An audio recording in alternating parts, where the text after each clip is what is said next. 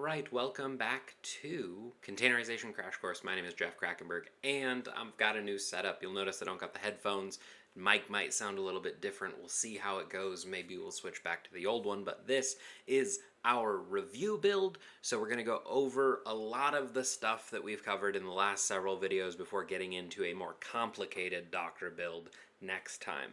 First up, if this is the first one you're watching, we started out by getting Docker installed on Kali Linux in our VirtualBox environment, and we got it directly from the source, but not Kali's source, because that's Docker.io, which is going to follow the distribution for its updates. We actually scrolled down a little bit on this page and used Docker CE, or the community edition, which pulls from Docker's repository and is a little bit more up to date.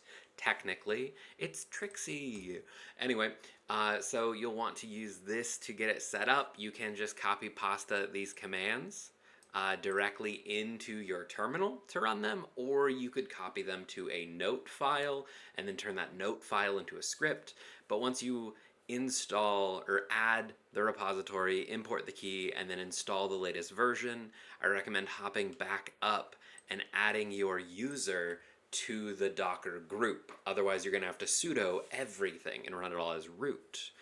That's where we got started. Then we got into the actual Docker stuff, so I'll start out by just throwing in a little systemctl space status space Docker to make sure it is running. If you haven't worked with Docker in a while, always check to make sure it's running. Otherwise, your Docker commands will fail, and you'll have to figure out why. Let's clear my screen. Alright, so let's get into these simple commands that we've been running. There were essentially 3 of them. We did things like Docker search to look for an operating system. I'm going to go ahead and look for a different one this time, like Alpine instead of Rocky. So we've got a lot of Alpine coming in from Alpine. So let's just go ahead and see if we can go to the next command of Docker pull Alpine. Search looks through Docker's repository for all of the relevant terms that you're throwing in. So if you search for Rocky Linux, you're going to get information about Rocky Linux. If you search for anything else, you'll get information about that. But search, pull to get it, and then run it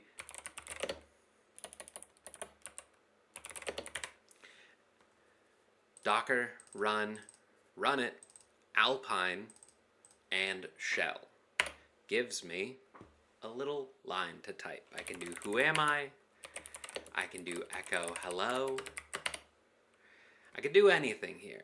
I can even maybe talk to myself. I talk to myself quite regularly. And Linux will talk to itself forever if you do this. So if you ever get stuck in a ping, it's Control-C to get out.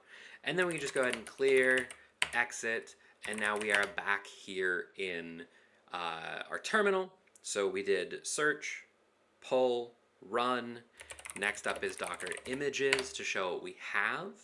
This is good to check because this is how you can see what is in use.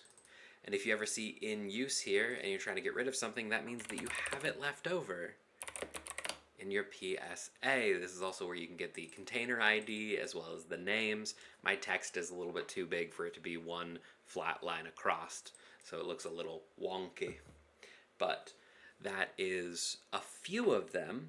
I'm not going to jump to cleanup yet. Cleanup is where we'll wrap, but next I am going to talk about the differences between, let's go into Samba, talk about the differences between our Dockerfile and Docker Compose. They are both used to automate the configurations and build and use of containers. How do you get a blank image or a pre-configured image and then change it to work the way you need to?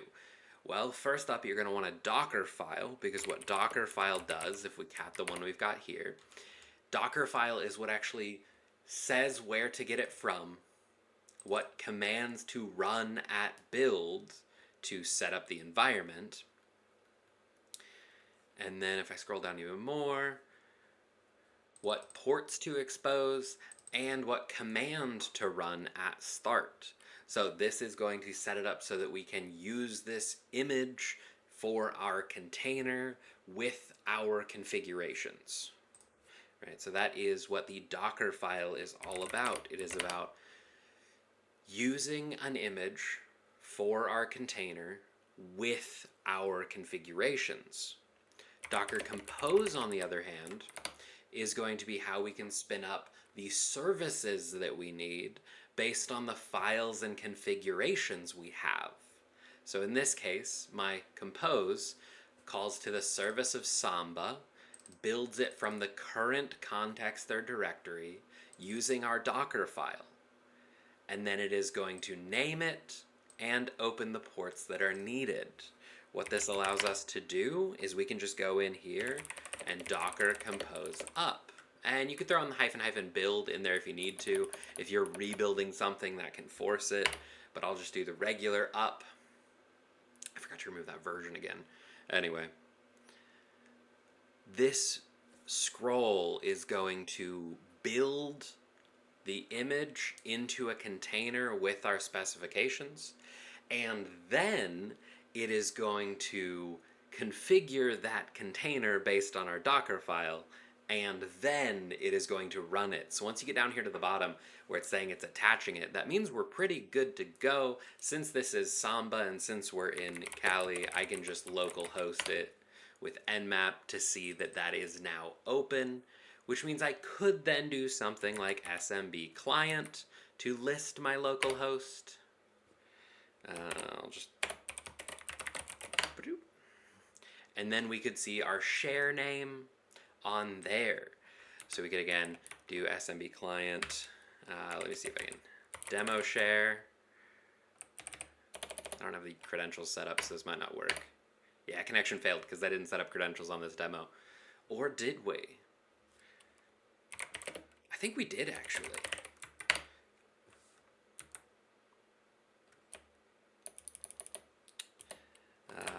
I know how to use Linux. We need to go into our demo Samba, and then I can cat my Docker file. Tab completes your best friend if you remember to hit it.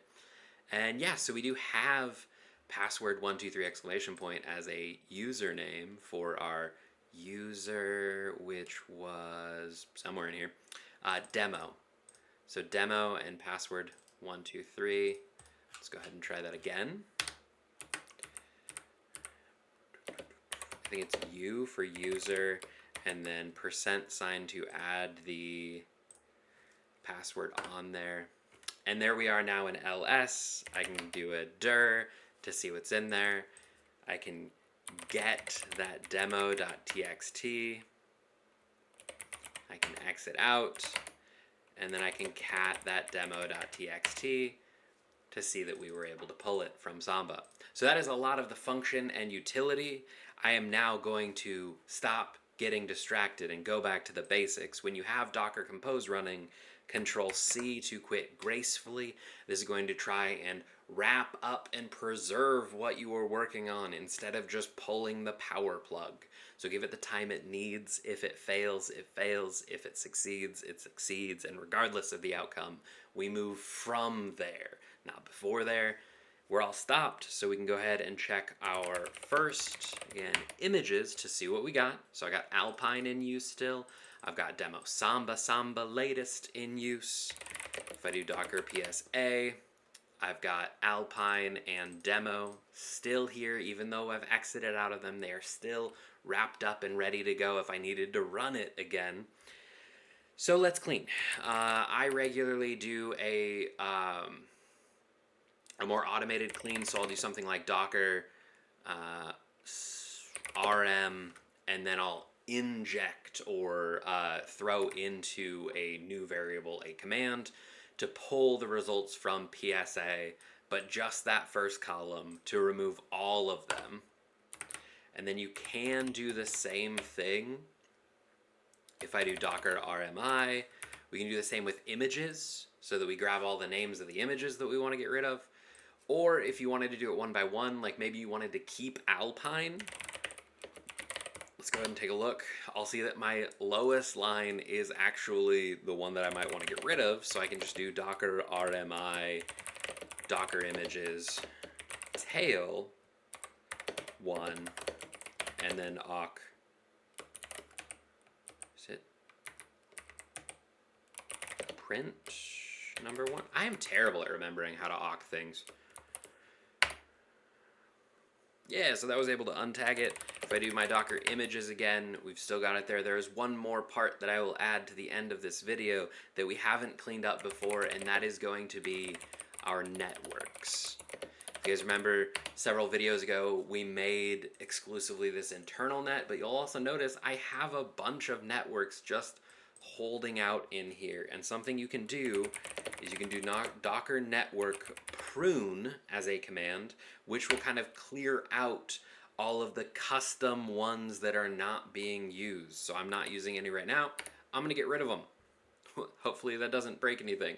But now I've gotten rid of mine, and if I do docker network ls, I've just left the originals, the standards, the defaults. So you can do prune, or if you wanted to get rid of them just like everything else, you can do rm.